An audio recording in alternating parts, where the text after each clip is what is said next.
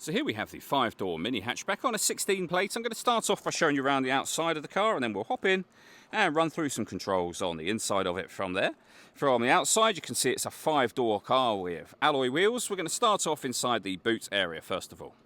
As we approach the back of the car, you can see we have plenty of boot space along with that 60/40 split folding rear seat, should you wish to increase this space even further again. Okay, so we're just going to work our way back around to the front of the car. And then, as I mentioned, we'll hop in and run through some of the controls on the inside of it from there. Just briefly before we climb in, I think it's well worth seeing the interior from this exterior point of view. There's plenty to run through on the dashboard, so let's hop in and we'll do that now. Okay, now that we're inside the car, we're going to start with the dials. On the left-hand side, we have the rev counter. We've got the speedometer in the middle, and on the right-hand side, the fuel gauge.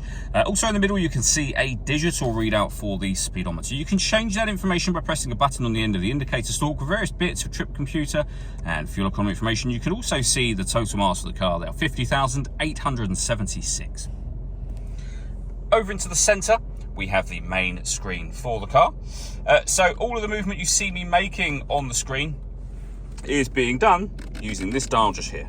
The buttons that surround it will also take you into the various menus, so main menu, your audio, telephone, for example. We're on the main menu at the moment, so using this dial, if you want to listen to the radio, rotate it to radio, push it down. You'll then see that we are in the radio menu. Your volume is just there.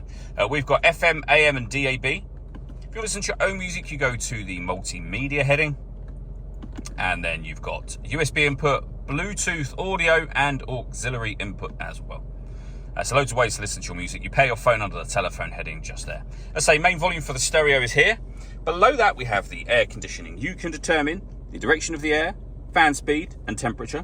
The air conditioning is on at the minute, so you can turn that off and back on again from here. You can recirculate the air that's in the car.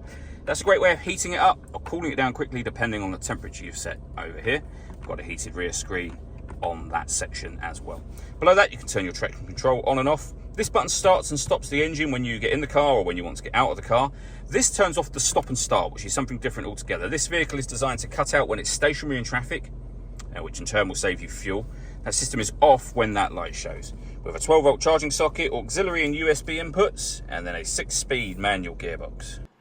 All that leaves me to say is thank you for taking the time to watch this video. If you'd like to come and see the car for yourself and have a test drive, please feel free to give us a call here at Surrey Specialist Cars. We'd love to hear from you soon.